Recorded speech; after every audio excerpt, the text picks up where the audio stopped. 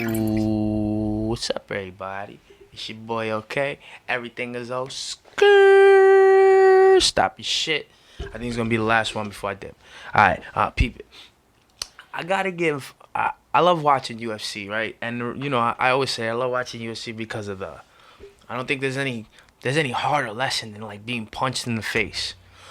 Being robbed and being, yeah, those are like fucked up things, but like something about fighting and like these guys know what they're getting themselves into.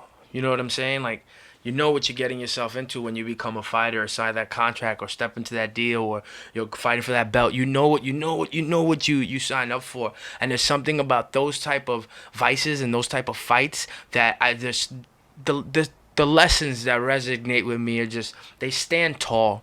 You know what I mean? They stand tall. So Khabib and Gaethje happened. I think it was UFC 254. I thought Gaethje was gonna win. I should have known better. Khabib being like 28-0. That's rare. If you're already 28-0, why should anybody even bet against you? But I honestly thought that Gaethje would win. Uh, Shouts to Khabib, man. He lost his father. So this man, I figured, I had all the doubts, right? I was one of the naysayers. I figured him losing his father. I figured the 28-0, you're going for that one record. His father was a trainer, always in his corner. There was a problem with the weight cut. The dude is built like a house. He had a problem with the weight cut. The everything that could play a factor into your mental cycle, all those factors were there abroad, and he was facing an American in Gaethje who's coming off a complete dominant victory off of a guy that was 12-0 in his last 12 fights, interim champion. Gaethje wins the interim championship, throws it on the floor, and says, "I don't want that right now. I want the real one." Yo, it was such a great story, just to say the least. Just a great story. I thought, I did look at Khabib like the bad guy, but you know what's crazy about every bad guy? Every bad guy got a story as to why they went bad. Hitler got a story. I think his uncle used to abuse him. You know what I'm saying? Pablo got a story. They come from fucking poor places and shit like that, and he's just tired of being poor. You know what I'm saying? Like every villain has a fucking story. Batman could have went sour. Batman's parents were killed, and if Batman would have went sour, how many times have we heard that story? Look at the Joker. Every time they remake a Joker story, it's now the one that I just saw was laughing the Killing Joke, and shows his wife and his kid being murdered.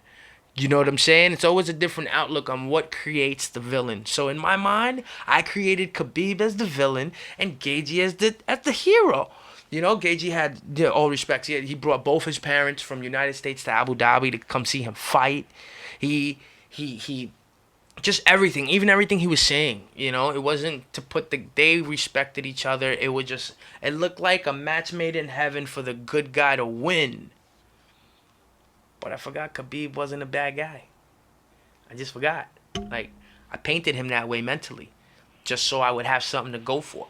Again, life lessons. You never know. You paint something to be difficult, detrimental, different. You paint something to be just a challenge, or you paint something to be bad, and you never really know what lesson's gonna teach you. You never really know what lessons it had to learn to get to its place. It's just amazing. So I took a couple things away from that fight. I took one. Some people are just better under pressure. For myself, I've realized that I'll cry, but I'll still finish the race. Some people are just better under pressure. I break my arm, I'll still try to throw. Some people are just better under pressure. Khabib had all the pressure in the world on him, and he outperformed. That's a gene. Give yourself credit when you got that. Not everything can be calm on the water for you to be smooth sailing. Sometimes you need a tide. Sometimes you need some wind in your sails. It's true. It's the truth. This is part of that life lesson that UFC constantly keeps giving. And then when I see Gaethje, I take a lesson from that too, man. Because whether it be nerves that got to him, like Paulo Acosta versus Izzy Adesanya, they both, for me, did the same thing. So maybe it was nerves for both of them. But the way I took it as a fan and watching it, they didn't stick to their guns. They didn't stick to their guns. They did not stick to the things that brought them to the dance. You cannot become a god in something, right? And then when another god comes to challenge you, forget about all the things that made you a god. You know, in that fight, I saw Gagey just bracing for a takedown. Time in and time out. Time in and time out. Time in and time out. When Gaethje's that guy that comes out and puts your lights out, first 2 minutes out. You know, that's his, but he didn't do that. He just studying and training, and it got to him so much that he forgot his own game plan. I'm a victim of that. How many times I try to rap with my peers and I always have to play catch up? How many times, I see a person play basketball and I'm like, damn, bro, he just keeps making them. He just keeps making them. But then we go ahead and do a tournament and I'll find my team at the end with his team. So should I go ahead and try to shoot and the day before just keep practicing shooting? And then the next game, act like I've been doing it all my life. Act like I'm as good as him. Act like what he brought him to the dance can also get me to the dance. Do I act like that? Or do I stick to my guns? What got me to the dance? Playing that good scrapper D. Playing my moves. Passing the ball off. Do you play what got you to the dance? Same thing with Paulo Costa and Izzy Adesanya. I wanted Paulo Costa because of what I've seen from Paulo Costa. Come on, can you fucking deny the way he beat Romero? The way he beat Romero was nothing compared to Izzy that beat Romero too, but nothing. There wasn't even any blood, I don't think. Like, not to say that I want blood. That's another life lesson from Izzy. Calculation. Everybody expects me to go in there and drop bombs and be all crazy. No. Calculation. Precision. He's not no fucking youngin' neither. What, he's 28, 29, 30, something like that? He ain't no youngin'. You know what I mean? He has had like 80 fucking kickboxing matches. He knows what got him to the dance. Being elusive, moving, picking apart his opponent. Khabib, what got him to the dance? Waiting, patient, like a Wolverine. Or an eagle, rather. And then, swoop! Come through with the attack mode. Like, it got him to the dance. Maybe if Gagey would have stuck to his guns, maybe that fight wouldn't have ended the way it ended. And look what Khabib did, man. He said, I didn't want to break his arm because he said he wasn't going to tap out for nothing. So I decided to put him to sleep. That's crazy. That's crazy. That's two warriors fighting with daggers and swords. And one saying, I didn't even want to stab him in the neck. So I just yoked him up and put him down on the floor and kicked his weapon to the side. That's crazy, bro.